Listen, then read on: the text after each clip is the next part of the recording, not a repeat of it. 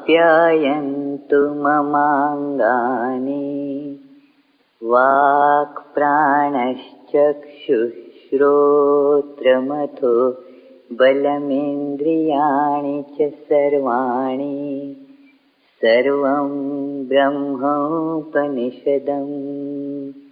माहं ब्रह्म निराकुर्याम् मा ब्रह्म निराकरोत् अनिराकरणमस्तु अनिराकरणं मेस्तु तदात्मनि निरतेय उपनिषत्सु धर्मास्ते मयि सन्तु ते मयि सन्तु।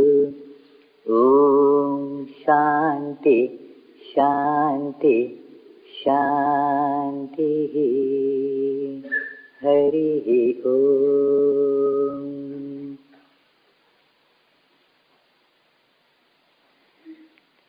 माझी समस्त अंगे बल प्राप्त करोत, वाक इत्यादी इंद्रिये आणि मन ही सामर्थ्यशाली बनवत आपापली कार्य करण्यास समर्थ होत,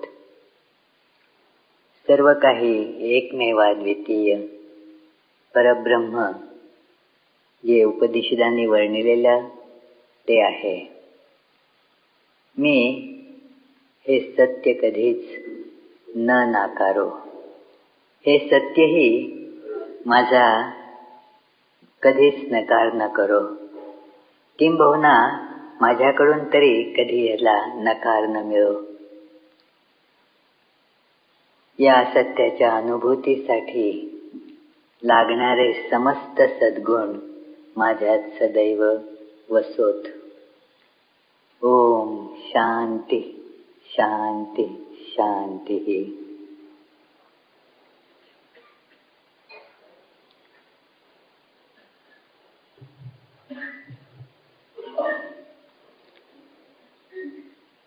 पूजनीय भौमानंदजी महाराज, अन्य समस्त आदरणीय संन्यासी ब्रह्मचारीगण आणि उपस्थित भक्तजन, आपण पाहत होतो की इंद्र आणि विरोचन हे दोघेही आत्मज्ञानासंबंधी किंवा आत्म्यासंबंधी ज्ञान प्राप्त करून घेण्यासाठी प्रजापतीकडे जातात.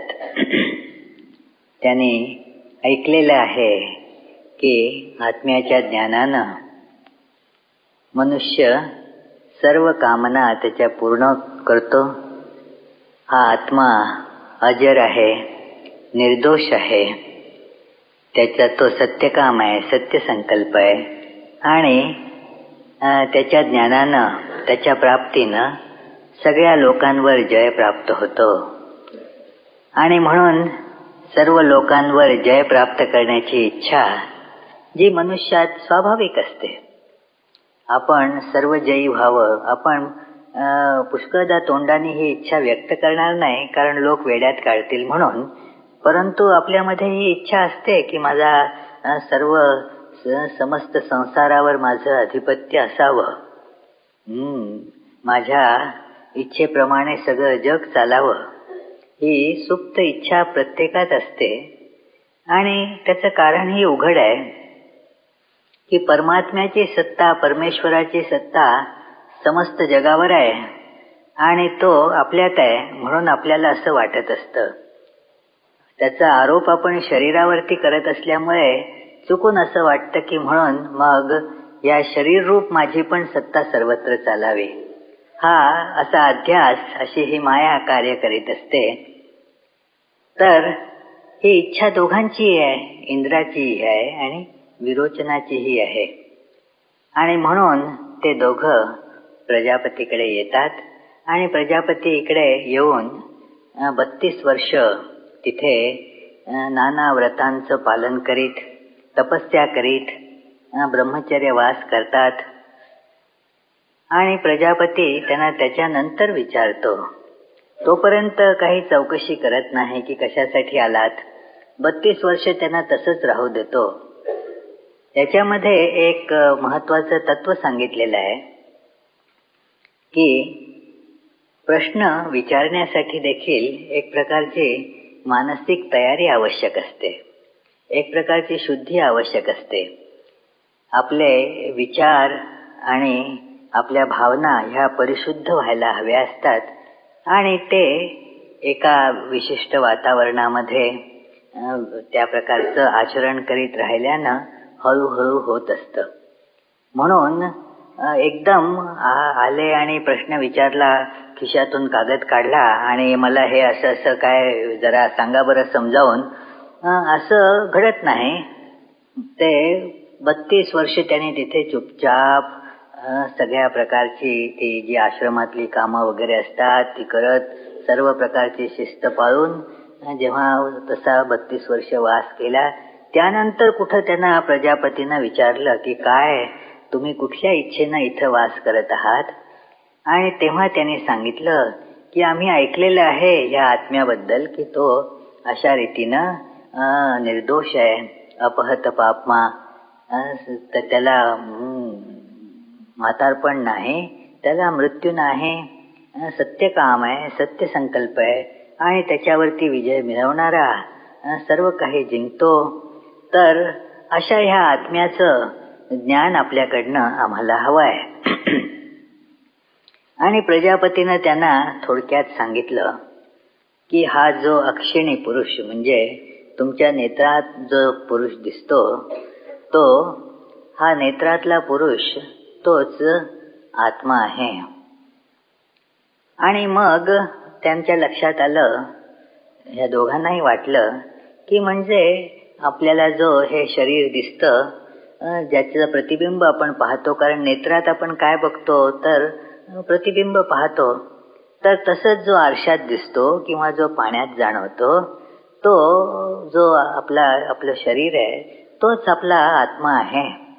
आणि म्हणजे एकंदर प्रजापतीचा अभिप्राय असा दिसतो की आपण त्याचंच आत्मा म्हणून ग्रहण करावं, त्याचीच पूजा करावी, शरीराची पूजा करावी, असं त्यांच्या लक्षात आलं.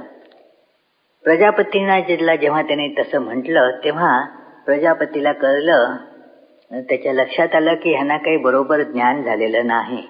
आणि म्हणून त्याच्यासाठी त्यांना ज्ञान व्हावं म्हणून त्यानं सांगितलं, बघा की आता तुम्ही स्वतःला या तळ्यात बघता आहात, आता चांगले दागिने आणि वस्त्र घालून पुन्हा बघा आणि काय दिसतं तुम्हाला.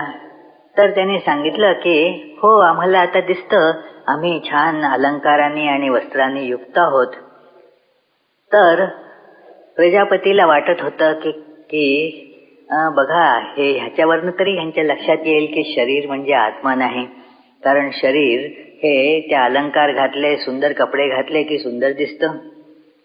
आणि म्हणजे काय की बदलत आहे, हे बदलणारं असं शरीर न बदलणारा असा आत्मा असू शकत नाही, हे त्यांच्या लक्षात येईल असं प्रजापतीला वाटलं. परंतु त्या दोघांच्याही काही लक्षात आलं नाही आणि दोघंही आपापल्या अनुचरांकडे जाऊन त्यांना हे ज्ञान द्यायला घाईघाईनं धावत धावत निघाले.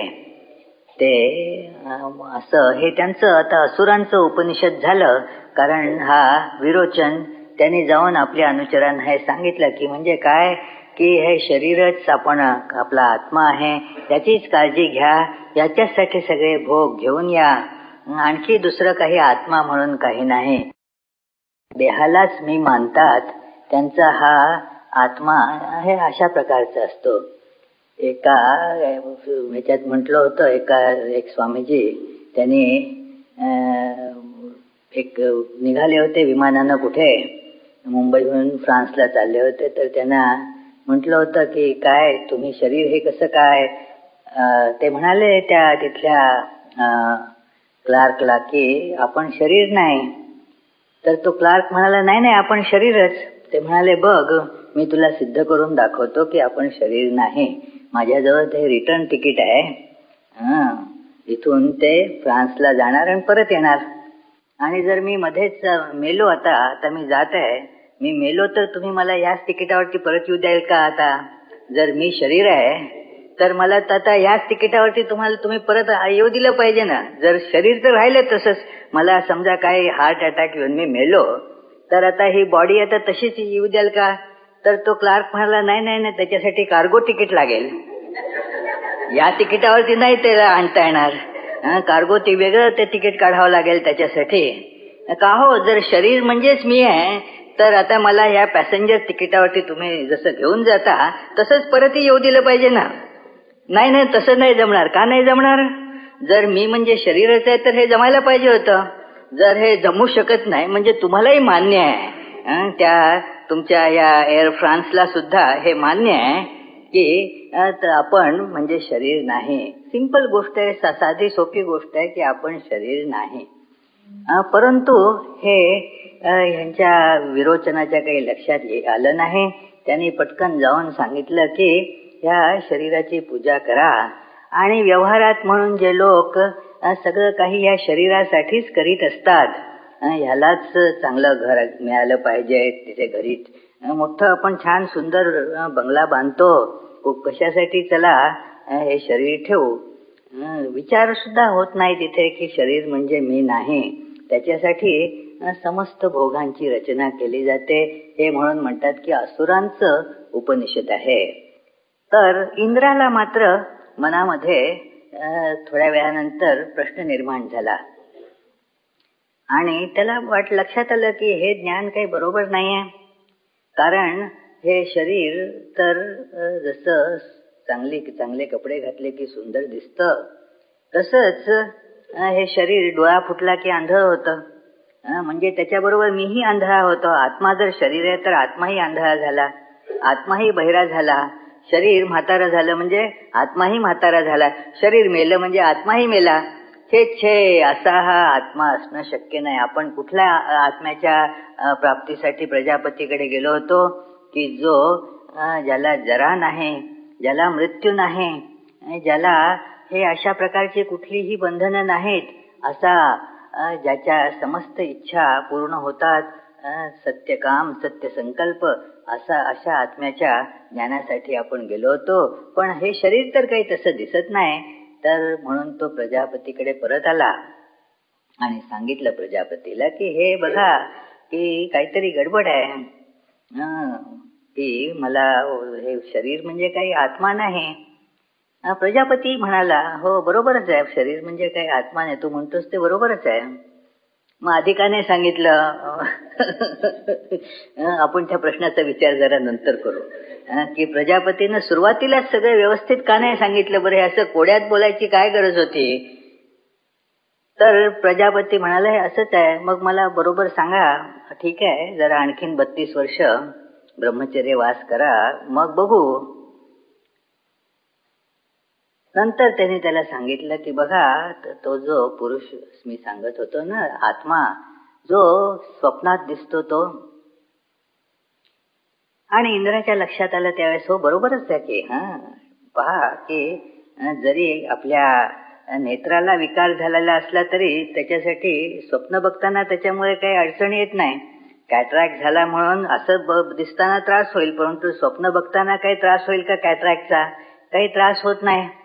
ते तसंच जरी त्याच्यामुळे हा देह जरी नष्ट झाला तरी स्वप्नातला देह नष्ट होणार नाही. म्हणून त्याला वाटलं की बरोबरच आहे, आणि म्हणून तो हे ज्ञान घेऊन आपल्या सगळ्या देव अनुचरांना देण्यासाठी पुढे निघाला. पण रस्त्यात पुन्हा त्याला गडबड वाटली, हे काही बरोबर नाही. अरे काही स्वप्नात सुद्धा आपल्याला म्हणजे दुःख होतं, स्वप्नात सुद्धा भय वाटतं, स्वप्नात सुद्धा हे सगळे नाना प्रकारचे विकार आपल्याला त्रास देतात.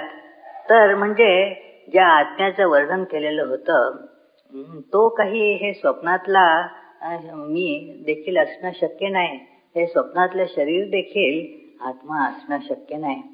आणि म्हणून तो पुन्हा प्रजापतीकडे आला आणि सांगितलं त्याने की बघा मला असं वाटतं, हा जरा इकडे प्रॉब्लेम वाटतो की हे तुम्ही सांगितलं, पण बघा स्वप्नात सुद्धा जणू हा शरीर नाही आहे, पण हा तरी सुद्धा दुःखी दिसतो, हा तरी सुद्धा जणू काही आहत होत असतो.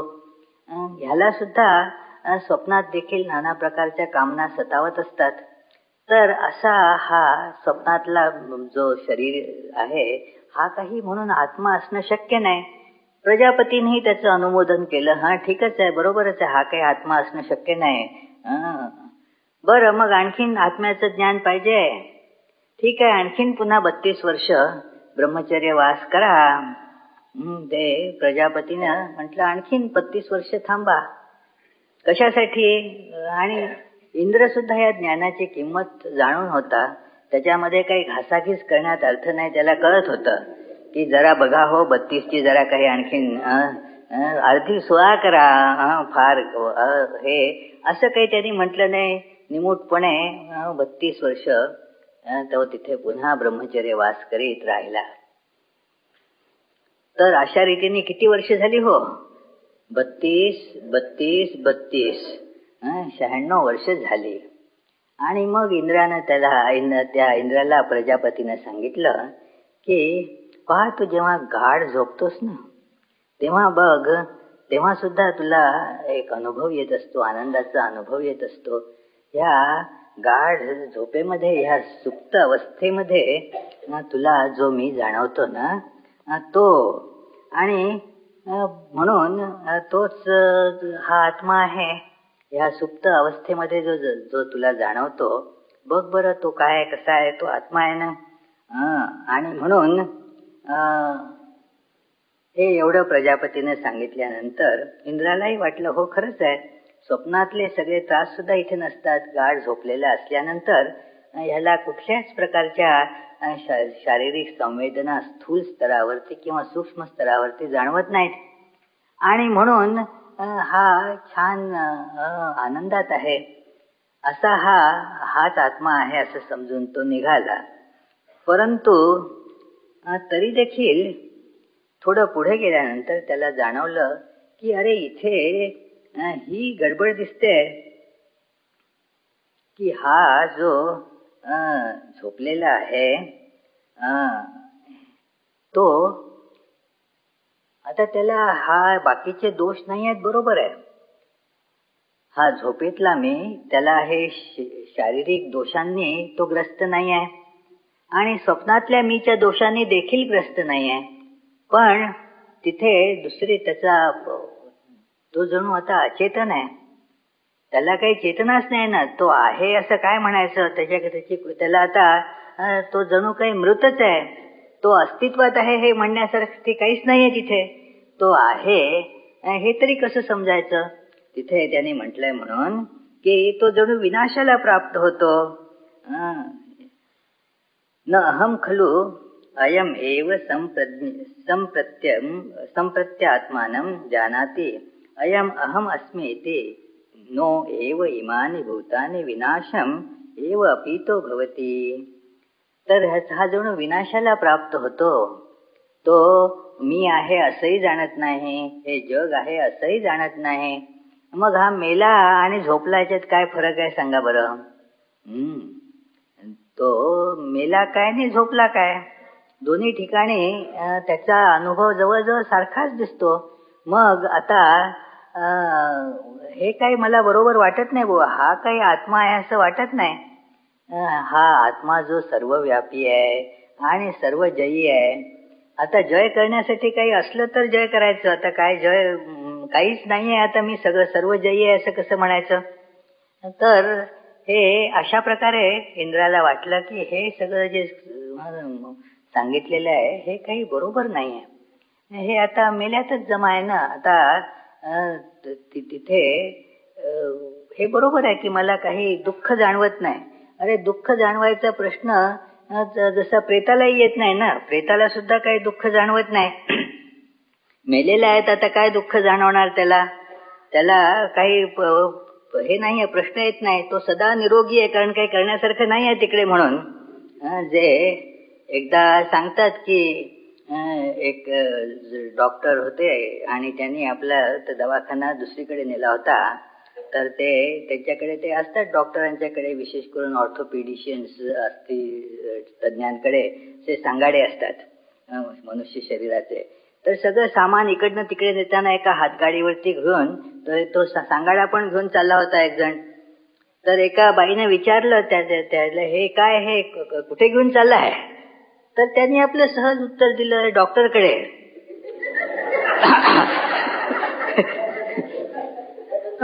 ती बाई म्हणाली, घेऊन जातो तर घेऊन जा, पण मला वाटतं जरा जास्तच उशीर झालाय.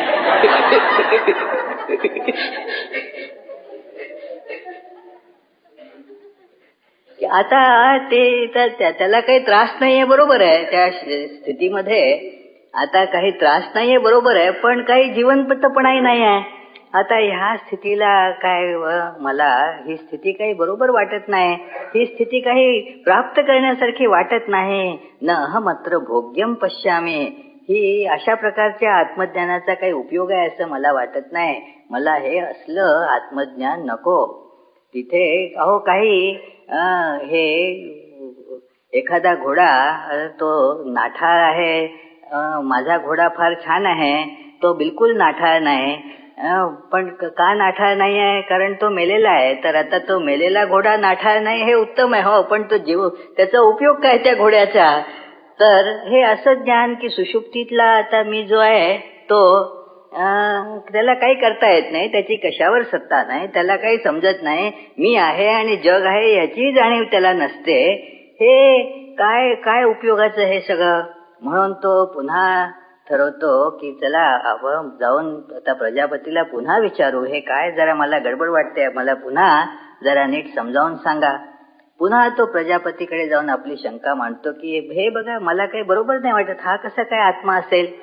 प्रजापती पुन्हा म्हणतो, बरोबरच आहे, हा काय आत्मा, तुझं म्हणणं बरोबरच आहे, हा काय आत्मा असणार नाही. आणि मग सांगा आता. तर म्हणतो ठीक आहे, हरकत नाही, आणखी 5 वर्ष. आता आणखी 5 वर्ष थांब. आता 32 नाही सांगत, ते 5 वर्ष थांब. म्हणजे एकूण किती झाली? 101 वर्ष. तर 101 वर्षांनी मग प्रजापतीनं इंद्राला ज्ञान दिलं आणि इंद्राला ते ज्ञान मग पूर्ण झालं. त्याच्या प्राप्तीचा म्हणजे त्याच्या अभ्यासाचा उपायही प्रजापतीने सांगितला. काय होतं त्यातले आता शब्द आपण वाचू, पण आपल्याला ते प्राप्त करायसाठी किती साधना करावी लागते याचं वर्णन तिथे दिलेलं आहे. हेच ते फक्त चित्तशुद्धीने प्रत्ययाला येतं इतकंच. आत्मज्ञानाच्या प्राप्तीचा उपाय म्हणून जे म्हटलं जातं ते फक्त ह्याच अर्थाने की तुम्ही आपलं जे आपली दृष्टी शुद्ध केली की त्याचा प्रत्यय आपल्याला येऊ लागेल. आपली दृष्टी शुद्ध झाली, आपलं जीवन शुद्ध झालं की मग आपल्याला त्याचा प्रत्यय आपोआप येऊ लागतो. जे समोर आहे ते दिसू लागतं. मग जे खरंच जे सत्य आहे ते आपल्या प्रत्ययाला येऊ लागतं. याच्यापेक्षा आणखीन करायचं असं तिथे काहीच नसतं ना. असं म्हणून नाही सांगता येत की काय केल्यानं ह्या परमेश्वराची प्राप्ती होते सांगा. आपल्याला निश्चित नेमकं हवं असतं ना की इतका जप केला की परमेश्वराची प्राप्ती होईल. 10,000 करू का, 25,000 करू का? करा, उत्तम आहे, चांगलं आहे, खूप चांगलं आहे. पण असा काही संबंध सांगता येणार नाही की बाबा 25,000 जप केला की परमेश्वराची प्राप्ती झालीच. 1 कोटी जप केल्याने होईल का? उत्तम, 1 कोटी जप करा, खूप चांगली गोष्ट आहे. परंतु 1 कोटी जप केल्याने परमेश्वराची प्राप्ती होईल अशी काही गॅरंटी नाही. अमुक अमुक केलं तर होईल का? नाही, काही सांगता येणार नाही. काहीही त्याच्याबद्दल सांगता येणार नाही की अशी अमक्या अमक्यानं त्याची प्राप्ती होईल. कारण तो मूळचाच प्राप्त आहे ना, तो आहेच ना तुमच्याजवळ, तो तुमचं स्वरूप आहे. आपल्यापैकी प्रत्येकाचं स्वरूप जो आहे, आता त्याची प्राप्ती म्हणजे काय की फक्त त्याला पाहणं. स्वामी विवेकानंद आपल्या त्या दैवी वाणी पुस्तकात म्हणून म्हणतात की त्याला शोधू नका, त्याला बघा. त्याला शोधू नका. परमेश्वराला शोधायचं तर म्हणजे कुठे दुसरीकडे जाऊन कुठे शोधायचं, काय करायचं? परमेश्वराला शोधा म्हणजे काय की तो इथे नाही आहे, माझ्याजवळ नाही, आता शोधतो असा त्याचा अर्थ होतो. म्हणून ते म्हणतात की बघा, परमेश्वर जो आहे परमेश्वर त्याला बघा. आपली दृष्टी स्वच्छ झाली पाहिजे. आपली दृष्टी जी आहे ती अनेक प्रकारच्या वासनांनी मलिन झालेली आहे. आणि म्हणून तिच्या शुद्धीकरणार्थ ही प्रक्रिया आहे. आणि हे झाल्यावर इंद्राला त्याचं ज्ञान होत असतं. म्हणून 5 वर्षानंतर त्याला प्रजापती सांगतात की हे बघा, प्रत्येक वेळेस जे वर्णन आहे ना ते हे असं आहे की तो इंद्र प्रत्येक वेळेस पुन्हा अतिशय नम्रतेनं प्रजापतीकडे जात आहे. समित पाणी हातामध्ये या समिधा घेऊन, म्हणजे हे आदराचं, आपल्या भक्तीचं, श्रद्धेचं प्रतीक म्हणून तो हे जे समिधा आहेत त्या हाती घेऊन गुरुकडे जात आहे. असं भांडायला नाही की काय तुम्ही मला काय सांगितलं बघा, गडबड, हे सगळे नीट सांगता येत नाही का तुम्हाला, असं म्हणून नाही गेलेला. हे आपल्याला कळलं नाही आहे असं समजूनच तो गेलेला आहे. तुम्ही बरोबर सांगितलं नाही आहे असं म्हणून नाही गेलेला. तुम्ही सांगितलेलं होतं पण मला नीट कळलं नाही आहे, तर माझं जे कळणं आहे ते दुरुस्त करा.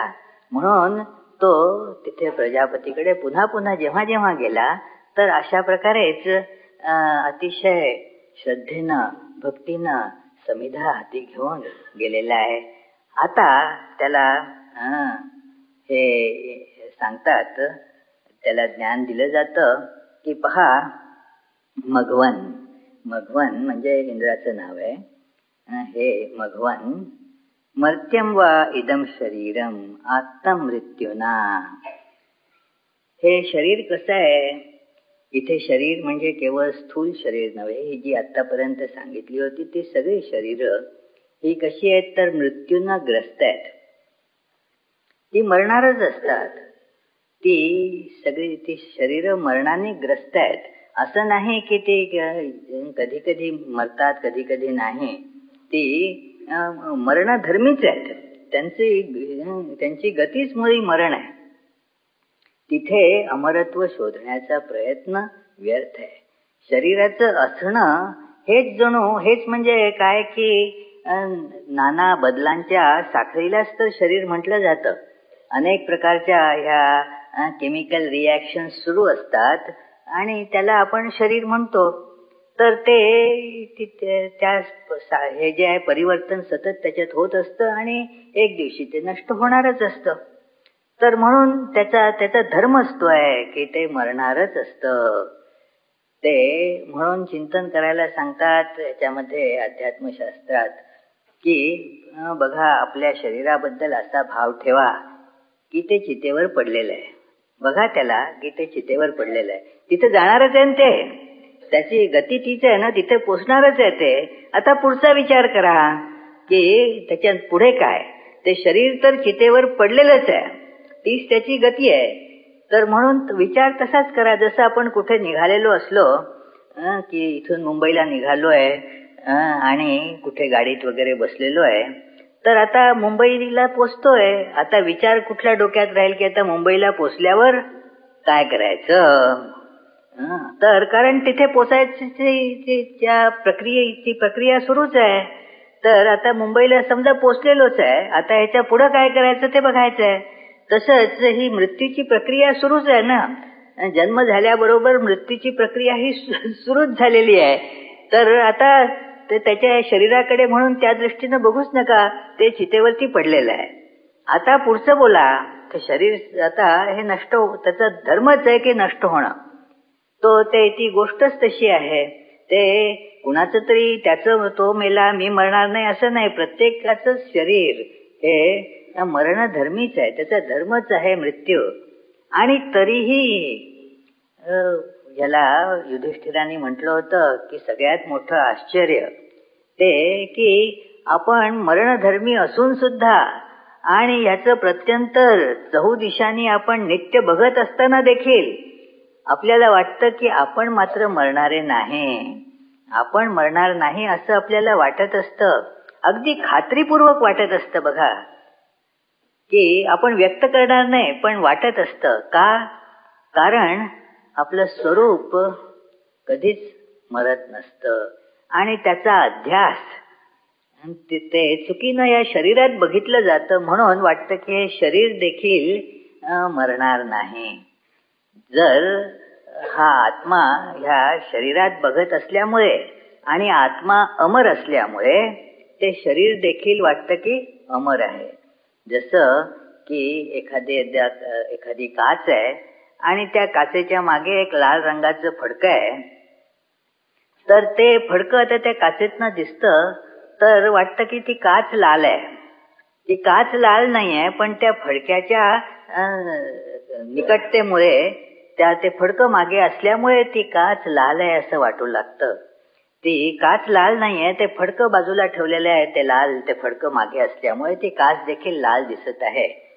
तर तसंच हे शरीर हे मर्त्य आहे, पण तरी देखील त्या अमरणशील. म्हणतात इथे तदस्य अमृतस्य अशरीरस्य आत्मनो अधिष्ठानम. ते ह्या अमरण धर्मा, अमृत अशा आत्म्याचं, अशरीर अशा आत्म्याचं हे शरीर हे अधिष्ठान आहे. आणि म्हणून त्याचा आरोप, त्याच्या ह्या आत्म्याच्या अमरत्वाचा आरोप आपण अज्ञानानं या शरीरावर करतो आणि वाटतं हे शरीर अमर आहे. तर हे शरीर मर्त्य आहे जाणून असा. आणि ह्या शरीराशी स्वतःला एक मानल्यामुळे आता काय होतं सांगतात, सशरीर प्रिया प्रियाभ्याम न हवै सशरीरस्य सतः प्रिया प्रिय अप्रिययोः अपहती अस्ति. ते म्हणतात की ह्या शरीरात शी संयुक्त असला म्हणजे मग ह्या आत्म्याला प्रिय आणि अप्रियाचा बोध होत असतो.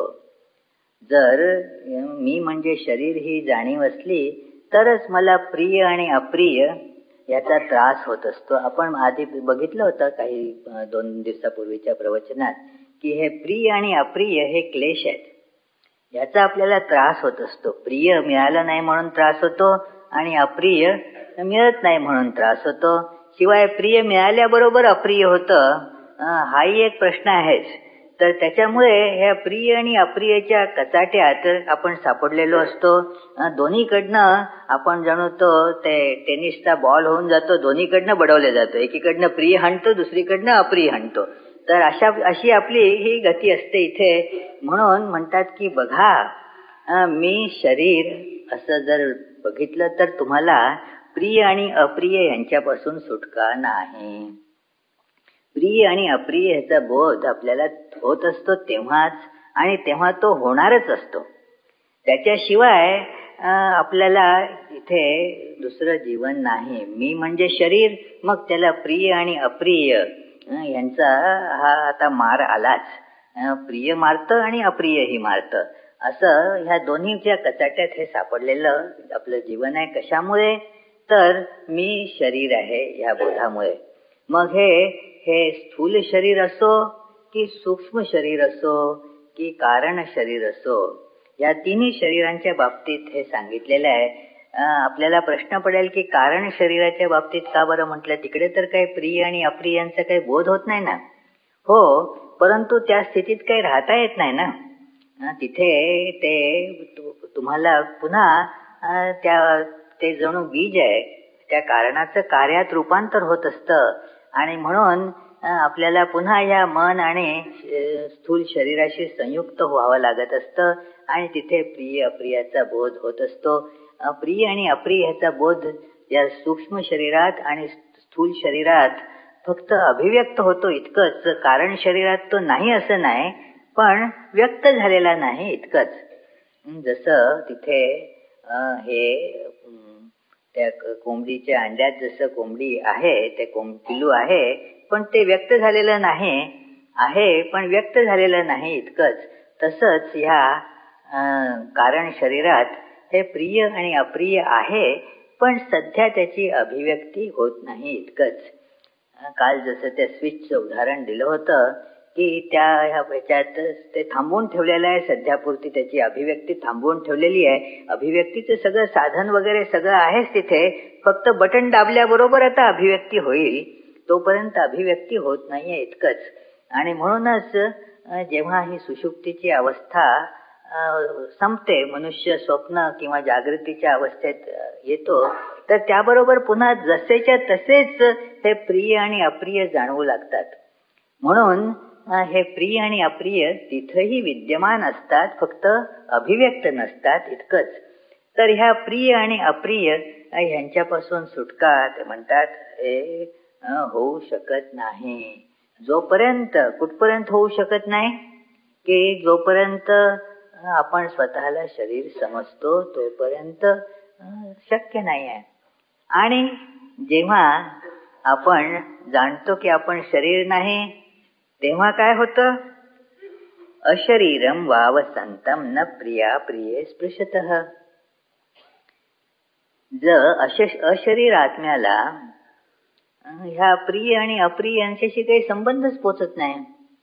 प्रिय आणि अप्रिय याचा संबंध त्याला लागतच नाही ना, ते नाहीच आहे. ते आपल्याला काय असं का वाटतं की मी सुखी झालो, मी दुःखी झालो? या शरीराशी संबंध असल्यामुळे फक्त वाटत असतं. त्याच्याशी आपण स्वतःला एकीभूत करीत असल्यामुळेच होत असतं. मी शरीर आहे या बोधामुळेच ते होत असतं.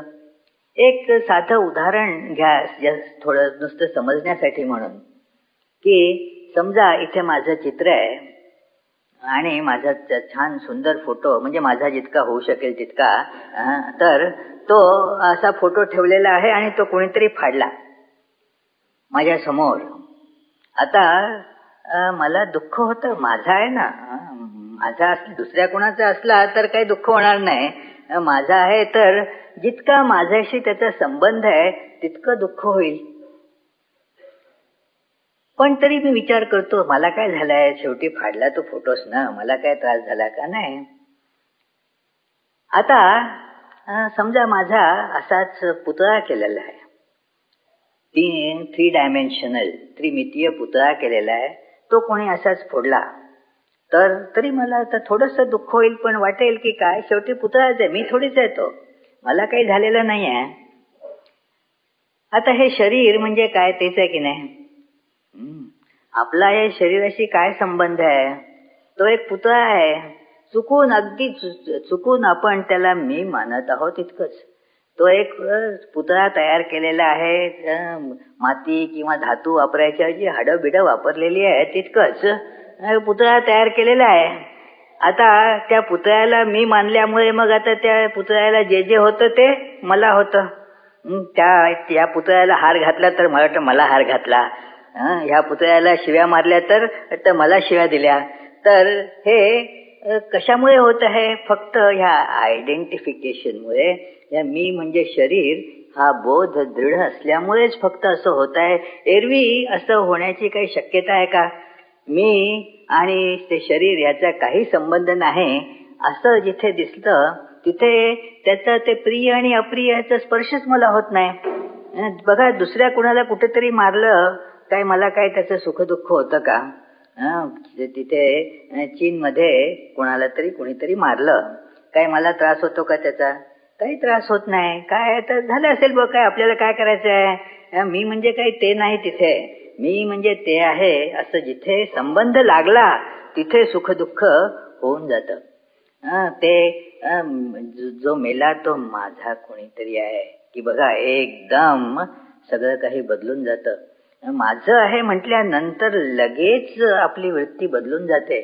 मी मागे एकदा घटना सांगितली होती तुम्हाला की त्या माणसानं आपली बॅग ठेवली होती गाडीमध्ये, ट्रेनमधनं प्रवास करीत होता आणि गर्दी होती, तर तो उभा होता कुठेतरी. त्याला एक आपली नवीन त्याने एक बॅग आणली होती, ती ठेवली होती कुठेतरी, आणि त्याने गर्दी प्रवास करता करता त्याला दिसलं की कोणीतरी त्या बॅगवरती असा पाय देऊन उभा आहे आणि फार त्याला यातना होऊ लागल्या. माझी बॅग आता गेली, म्हणजे आताच मी नवीन आणलेली, आता या बॅगचे वाजले 12.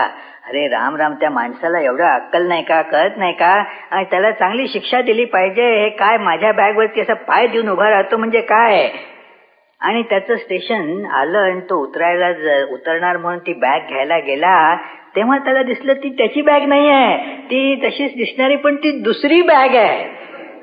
त्याची बॅग ती दुसरीकडे होती, व्यवस्थितच होती, त्याच्यावरती कोणी पाय बी दिलेला नव्हता. त्याने ती बॅग घेतली, खालती उतरला आनंदानं, आणि मग विचाराला काय बघा, माझी म्हटल्यानंतर ती घटना म्हणजे कसं वाटू लागतं, ती माझी नाही म्हटल्यानंतर बघा कशी सुटका होते.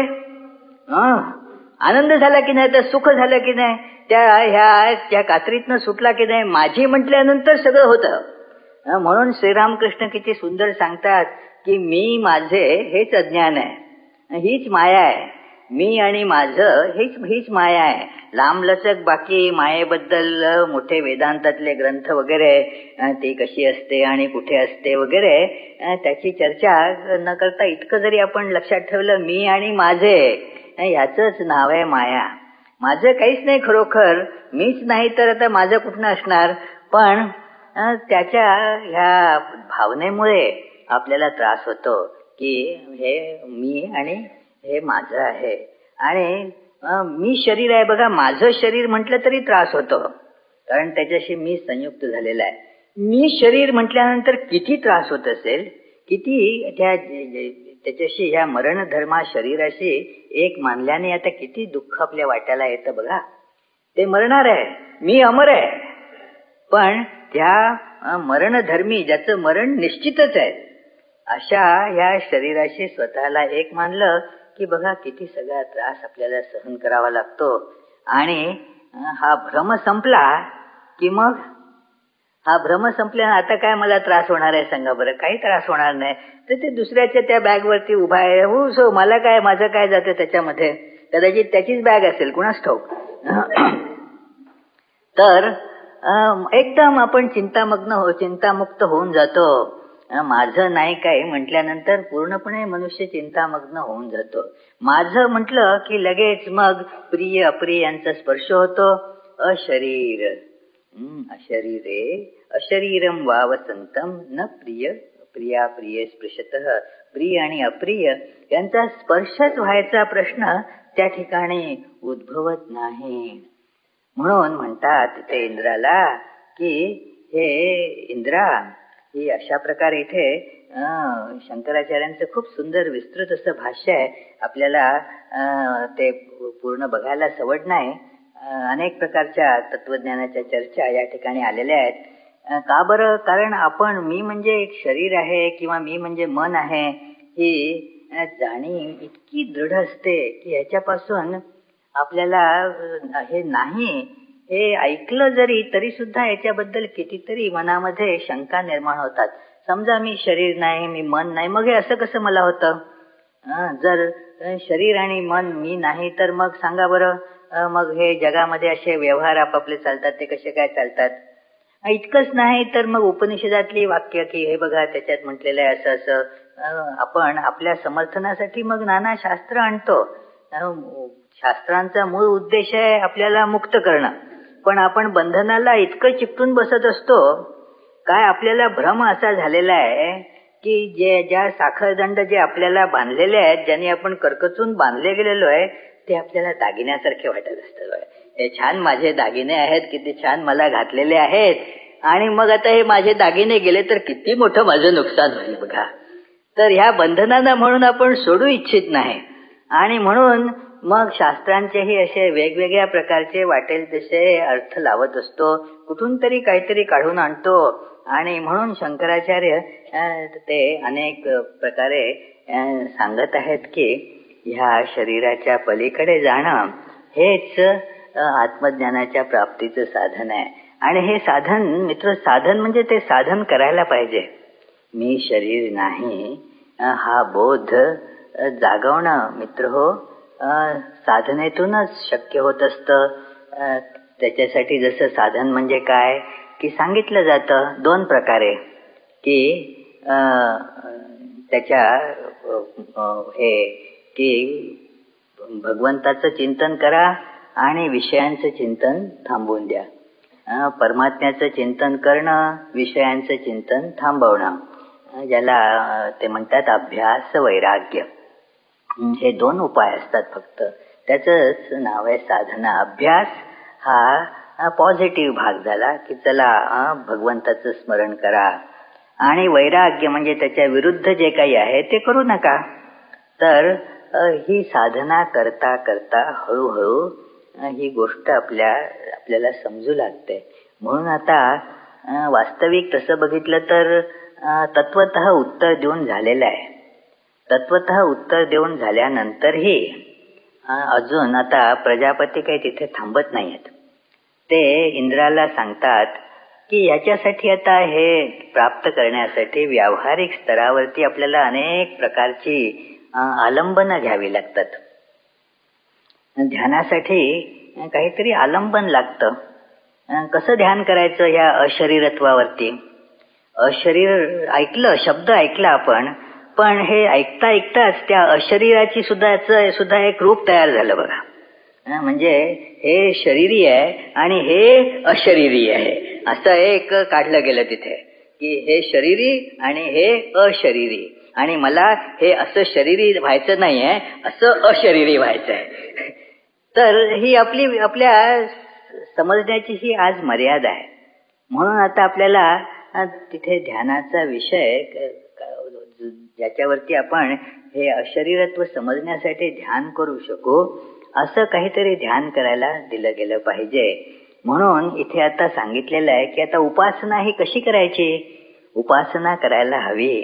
ती करण्याची आता साधनं सांगतात की बघा, अशरीरो वायू अभ्रम विद्युत, हे सगळं म्हणतात की वायू हे अशरीर आहे, अभ्र हे अशरीर आहे, विद्युत अशरीर आहे, हा जो मेघांचा गडगडाट तो अशरीरी आहे. हे काही पारमार्थिक अर्थाने म्हणजे हे अशरीर आहे असं सांगण्यासाठी हे सांगितलेलं नाही आहे, तर ध्यान करण्यासाठी म्हणून सांगितलेलं आहे की वायू त्याला काही मर्यादा नाही, एखादी विशिष्ट अशी की इथेच जाईल इथे नाही. जशी आपल्या शरीराला मर्यादा असते की ते इथे आहे तर तिकडे नाही, तर तशी ही वायूला नाही. त्या अभ्र हे त्याला अशी मर्यादा नाही. आकाशात अभ्र आहे तर त्याला काही तुम्ही सीमित एखादं रूप देता येत नाही. विद्युत चमकते ही म्हणेपर्यंत निघून जाते. तर हे सगळे म्हणतात ते की अशरीराची ही ध्यान करण्यासाठी ही प्रतीक म्हणून वापर. प्रतीक ही एक उपासना करण्याची पद्धत असते की ज्याचं आपल्याला नीट ज्ञान नाही, तर त्याच्यावरती ध्यान करायसाठी त्याचं एखादं उपयुक्त असं प्रतीक आपण घेत असतो. तर आता ह्या प्रतीकावरती त्याचा आरोप करायचा असतो. त्यात मित्र हो चूक काही नाही. अनेकदा असं विचारण्यात येतं की अहो हे अद्वैत ज्ञान वगैरे जे आहे, आता तुम्ही सगळे ते अद्वैती जे लोक असतात, शंकराचार्य वगैरे, मग ह्याच्यात हे पूजा बिजा कशाला करायला पाहिजे त्याने? किंवा हे उपासना करणं, नाव घेणं वगैरे हे कशाला पाहिजे? सर्वत्र मी एकमेवा द्वितीय परमात्मा आहे म्हटल्यानंतर मग उपासनेला वावच कुठे राहतो हो? आता ह्याचं उत्तर असं आहे की याचा बोध झाला तर तरी देखील तुम्ही वाव नाही असं सुद्धा म्हणू शकत नाही. आणि एरवी तर त्या लक्ष्याकडे जाण्याचा मार्ग म्हणून ही उपासना निश्चितच करू शकता, किंबहुना करायला हवीच. म्हणून हे सांगून झाल्यावरही की हा परमात्मा सर्वत्र आहे, अशरीर आहे. आता या अशरीरचा त्याला समजेल, इंद्राला समजेल, आपल्यासारख्याला समजेल असा दृष्टांत देणं भाग आहे. असा दृष्टांत आवश्यक आहे. आणि म्हणून ही प्रतीकं दिलेली आहेत. ह्या प्रतीकांच्या साह्यानं आपण हळूहळू पुढे जाऊ शकतो. अशी अनेक प्रतीकं आहेत. जरी असं कोणी म्हटलं की काय आता हे ज्ञानी पुरुषाला कशाला पाहिजे पूजा करायला, तेव्हा एक प्रसंग सांगतात. एक ते शंकराचार्य होते, त्यांचं ते कांची कामकोटी पीठाचे त्यांचं एक छान पुस्तक पण आहे विवेक चुडामणीवरती. आणि त्यांना असं त्यांची ख्याती असे की हे ब्रह्मज्ञानी महापुरुष आहेत. आणि एकदा कोणी त्यांना भेटायला आला तर ते काही पूजा करत होते. आणि मग आता थोड्या ते थांबला हा मनुष्य. थोड्या वेळाने त्यांना विचारायचं ठरवलं. तुम्ही पूजा का करता असं विचारणं योग्य दिसत नाही. म्हणून त्याने विचारलं का हो ब्रह्मज्ञानी मनुष्य देखील पूजा करतो काय? ब्रह्मज्ञानी मनुष्यालाही पूजा करावी लागते. आणि ह्या स्वामीजींनी जे उत्तर दिलं ते अगदी अद्भुत असं उत्तर आहे. या सगळ्यावरती फार सुंदर प्रकाश टाकणारं असं उत्तर आहे. ते उत्तर एका उलट प्रश्नाच्या रूपाने दिलेलं आहे. त्यांनी प्रश्न विचारला होता की अशा ब्रह्मज्ञानी मनुष्याला पूजा करावी लागते का? यांनी उत्तर दिलं, त्यांनी काय करावं? आता काही जरी त्यांनी केलं तरी हा प्रश्न लागू होईल की नाही त्याला? त्यांनी समजा जर म्हटलं की डोकं खाजवतो का हो, ब्रह्मज्ञानी मनुष्याला डोकं खाजवावं लागतं का? हा प्रश्न येऊ शकतो. त्यांनी काय करावं सांगा ना. हा प्रश्नच निरर्थक आहे की त्या ब्रह्मज्ञानी पुरुषाला असं करायची गरज पडते का? तो मुक्त आहे, त्याने काय हवं ते करावं. त्याने पूजा करावी का? नाही तर काय गंजिफा खेळायचा की काय? त्यांनी तो काय पत्ते खेळत बसणार आहे? आता पूजा करत करत तिथे आलेला आहे तर पूजा करीत आहे, त्यात बिघडलं कुठे? तर म्हणून म्हणतात की इथे हा मनुष्य पूजा करतो, उपासना करतो. या उपासनेतून त्या अशरीर आत्म्याचं ध्यान करत आहे आणि अशरीरत्वाची ही प्रतीक आहेत. अगदी योग्य अशी प्रतीक घेतली पाहिजेत ना. प्रतीक आणि ज्याचं ते प्रतीक आहे यांचा काही अंतर्गत संबंध असायला हवा. काही उगाचच प्रतीक घ्यायचं असं नाही. त्या प्रतीकाचा आणि ज्याची तुम्ही त्या प्रतीकाद्वारे उपासना करतात त्याचा संबंध असायला हवा. त्या प्रतीकातून त्याची आठवण व्हायला हवी, तरच मग ते खरोखर स्वाभाविक हे वायू हे त्याचं प्रतीक होऊ शकतं. नंतर आणखीन ही सांगतात की ह्या प्रतीकाची अशी उपासना केल्यानंतर असा मनुष्य आपल्या स्वस्वरूपाला प्राप्त होतो. तो तिथे म्हणतात तो उत्तम पुरुष आहे जो असा आपल्या या स्वरूपाला प्राप्त होतो. आणि आता मग काय होतं की तो आता रममाण होतो सगळं काही. तो आता त्याचं जीवन कसं व्यतीत होतं हा प्रश्न येतो की आता मग त्याचं जीवन कसं आहे बरं? तो आता आपल्यासारखे कार्य करतो का? हे इथे थोडक्यात दिलेलं आहे. त्याचा विस्तार आपण त्या भगवद्गीतेच्या स्थितप्रज्ञ लक्षणात बघू शकतो की अशी व्यक्ती मग काय करते बरं? तिचा व्यवहार आणि ह्या अज्ञानी व्यक्तीचा व्यवहार यात फरक कुठे पडतो? असं होतं का की साधारण व्यक्ती पायानं चालते आणि ही व्यक्ती अशी हातावरनं चालते, असं होतं की काय? किंवा काही असं अध्यात्म ज्ञान झाल्यामुळे काही त्याचं वेगळं जेवण करू लागतो असं आहे की काय? काय फरक कुठे पडतो? तर इथे सांगितलंय की आता तो जसं जीवन असं जगत असतो साधारण मनुष्य बाहेरनं तसंच जीवन होत असतं, परंतु आता त्याच्यामध्ये काय की काही इच्छा राहिलेली नाही, स्वातंत्र्य आहे त्याचं. आता तो चक्षुचा उपयोग करतो. त्याला बघायचं असलं तर ठीक आहे, मी चक्षु घेतो बघायसाठी. जसं आपल्याजवळ उपकरणं असतात आणि आपल्याला वाटेल तेव्हा आपण त्याचा गरजेप्रमाणे उपयोग करून घेतो. ती उपकरणं काही आपली बंधनं नसतात की मला आता जर समजा कॉम्प्युटरने वापरून काही काम करायचं आहे तर मी करीन, पण ते कॉम्प्युटर असं अनेकांच्या बाबतीत दिसतं की आपलं बंधनच होऊन जातं.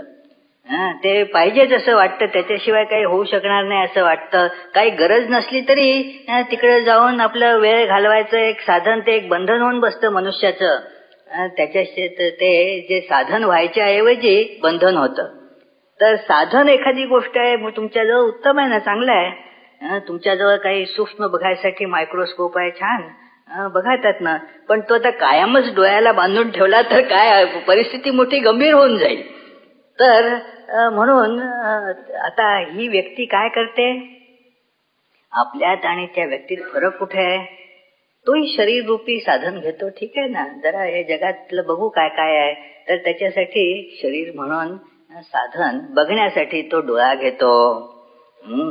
जसं आपण हे जर काही वाचायचं असलं, चष्म्याची आवश्यकता असली तर चष्मा घेऊन लावू. तसं ह्या व्यक्तीला जर बघायचं वाटलं तर ठीक आहे, मी जरा डोळा घेतला असं होईल. आपल्याला तसा बोध असतो का बघा? प्रश्न हा बोधाचा आहे. ठीक आहे, मी जरा शरीर घेतो, अंगावरती जसा कपडा घालावा तसे ही व्यक्ती चला मी जरा शरीर घालतो, असा त्याच्याबद्दल शरीराबद्दल बोध असतो की मी काही शरीर नाही आहे. जसं आपण वस्त्र आहोत असा काही आपला बोध नसतो. त्याला बाहेर जायचं आहे, पाऊस पडतोय, जरा रेनकोट घालू, तर तिथे काय मी रेनकोट आहे का? मी रेनकोट नाही आहे, मी जरा आता पाऊस पडतोय बाहेर जायचंय म्हणून रेनकोट घातलेला आहे. तशीच ही व्यक्ती चला जरा हे जग शरीरातनं कसं दिसतं तर त्याच्यासाठी थोडंसं शरीर घालून बघूया. तर ही व्यक्ती शरीर घालून बघत असते. बघा किती मोठा फरक आहे. ह्या मुक्त ह्या अशरीरी आत्म्याचं ज्ञान ज्याला झालेलं आहे, मग आता अशा व्यक्तीने शरीर घातलं तरी काही बिघडत नाही. आता ह्या व्यक्तीला समुद्रचं अनंत सागर मी आहे असं ज्ञान झालेलं आहे. आता लाटा आल्या तरी काही त्याचं ते ज्ञान नष्ट होत नाही आहे. ते समुद्र लाटा आल्या म्हणून ते समुद्राचं एकत्व नाहीसं होतं असं काही नाही.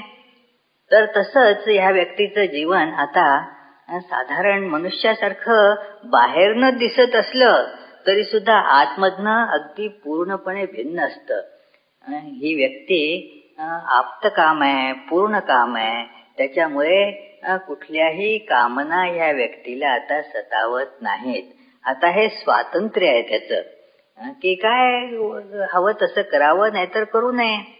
त्यातल्या ह्या कशा शरीराबद्दल त्याची आसक्ती त्या व्यक्तीची बिलकुल नाही, कारण ते त्याचं साधन आहे. मी ते आहे असं मानलं जात नाही तिथे.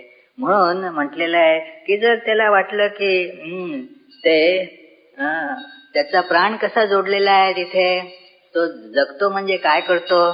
फार सुंदर शब्दात श्रुती म्हणते इथे की जसं त्या गाडीला घोडा वगैरे लावला की ते पळू लागते गाडी, घोडा ते कुठे. जर तसंच या व्यक्तीला आता ह्या शरीरात काही कारणामुळे जगत आहे तर गाडीला ह्या घोडा लावलेला आहे, पळत आहे. तर गाडी आणि घोडा ही जशी वेगवेगळी वियुक्त करण्यासारख्या गोष्टी आहेत, तसंच हा प्राण तेवढ्या पुरता लावलेला आहे, काढून टाकू. गरज पडली काय तर लावू, नाही तर काढून टाकू. इतकं त्याच्याबद्दलचा असा अनासक्त असा बोध आहे. मी शरीर हा बोध नसल्यामुळे हे स्वातंत्र्य उपलब्ध आहे त्याला. आपल्याला हे स्वातंत्र्य उपलब्ध नाही आहे. आपल्याला मी शरीर असाच बोध आहे, त्याच्यामुळे ह्या अशा प्रकारचं स्वातंत्र्य नाही आहे. ह्या व्यक्तीला स्वातंत्र्य आहे की हे शरीर घेईल. कुठलंही शरीर ही व्यक्ती घेऊ शकते, कारण एक शरीर नाही. त्याच्यामुळे एकच शरीर असलं की बंधन आहे की त्या शरीरात अडकून पडावं लागतं. आपल्याला कर्मामुळे हे शरीर बाध्य होऊन घ्यावं लागतं, तिथे स्वातंत्र्य नाही.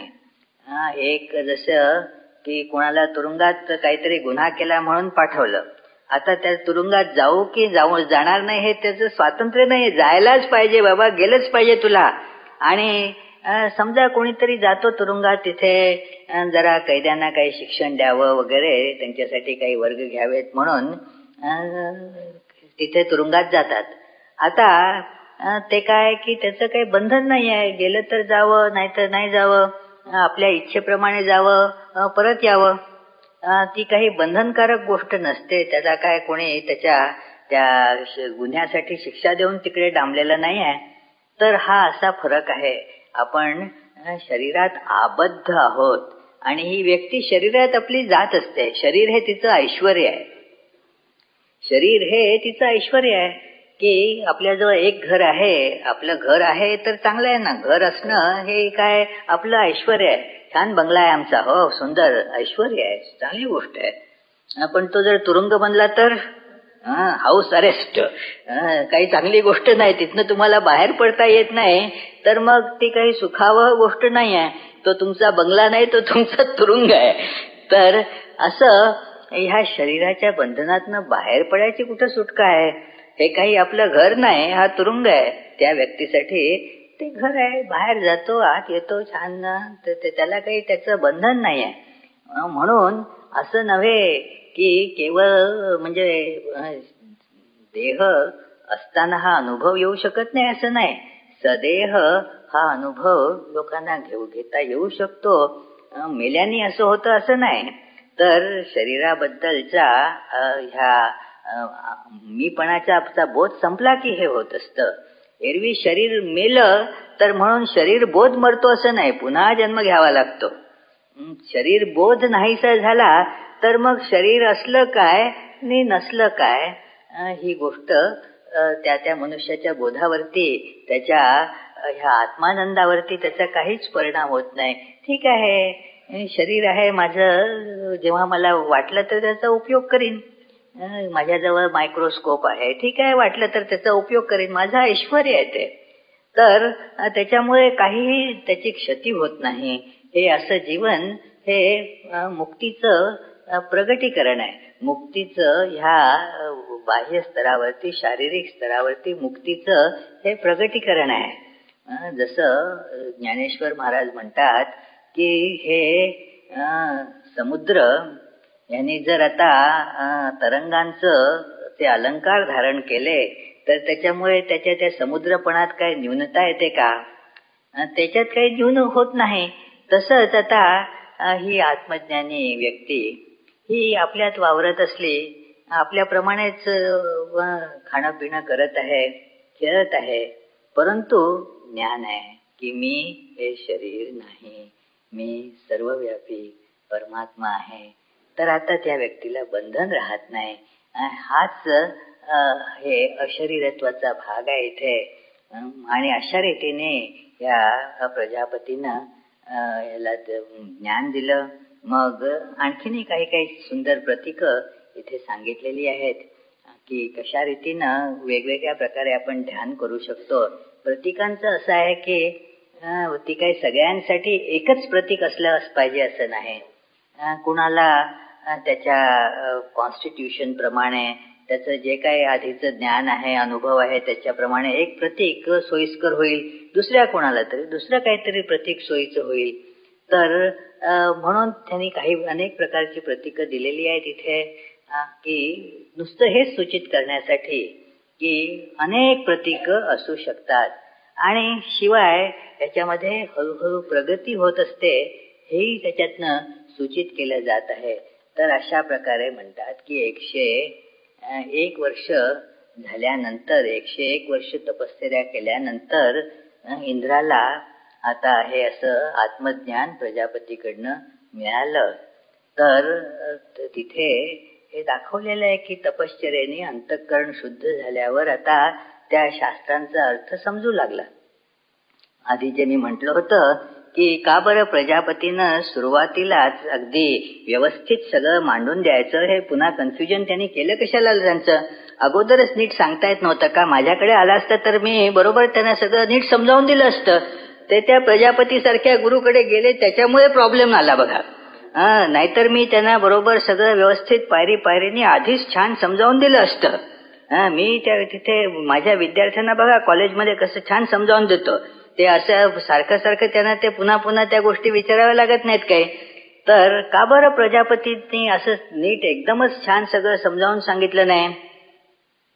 प्रश्न समजावून सांगण्याचा वगैरे मुळीच नसतो. प्रजापतीनं बरोबरच सगळं सांगितलेलं आहे, परंतु त्याचं प्रतिभान ज्या स्तराची शुद्धता आहे त्या स्तराचं प्रतिभान होत असतं. जसजशी ही शुद्धता वाढीस लागते तसतसं बस त्या शब्दांचा अर्थ अधिक अधिक प्रतीत होऊ लागतो. म्हणून प्रजापतीने जे सांगितलं त्याचा अर्थ इंद्राच्या हृदयामध्ये अधिकाधिक प्रकाशित होऊ लागला. जसजसं अंतःकरणाची शुद्धी होत जाते तसतसं हे ज्ञान मग आतमध्येच आहे. आपल्या सर्वांमध्ये हे ज्ञान विद्यमान आहेच, ते प्रगट होतं इतकंच. म्हणून ही चित्ताची शुद्धी हेच ज्ञान प्राप्तीचं साधन आहे. ते ज्ञान जे स्वाभाविकच आपल्यामध्ये आहे ते अंतःकरणाच्या शुद्धीने प्रगटतं. ही गोष्ट उपनिषदांनी इथे मांडलेली आहे आणि ही गोष्ट लक्षात घेणं फार फार आवश्यक आहे. आपल्याला अनेकदा असं सांगण्यात येतं की बघा काय एका क्षणात काहीतरी कोणी हात लावला, कोणीतरी स्पर्श केला आणि ज्ञान झालं. बघा अमक्याला काय की ज्ञान कसं काय की कोणी असे गुरु भेटले, सद्गुरू भेटले की त्याने काहीतरी कुठेतरी त्याला काही एक मंत्र सांगितला आणि ते सांगितल्याबरोबर त्याला 2 दिवसात काहीतरी झालं, चमत्कारिक काहीतरी दिसू लागलं.